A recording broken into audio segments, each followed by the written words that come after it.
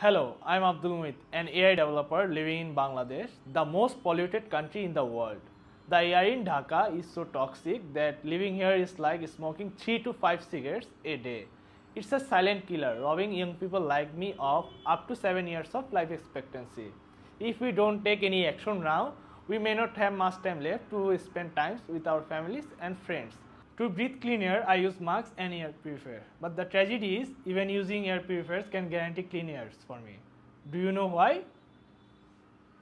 The HEPA filter lifetime data provided by air purifier companies is based on global average, not the extreme pollution we face in Bangladesh. As a result, filters clog up much faster than expected. The lack of awareness around it is harming people's health, and despite all our efforts, we still keep getting sick.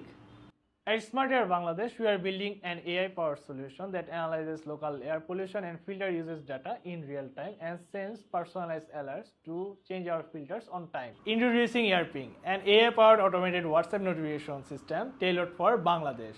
When someone buys an air purifier and filter from us, they are added to our system. Then AI algorithms track filter degradation based on Bangladesh's pollution levels and send real-time WhatsApp alerts for timely filter changes.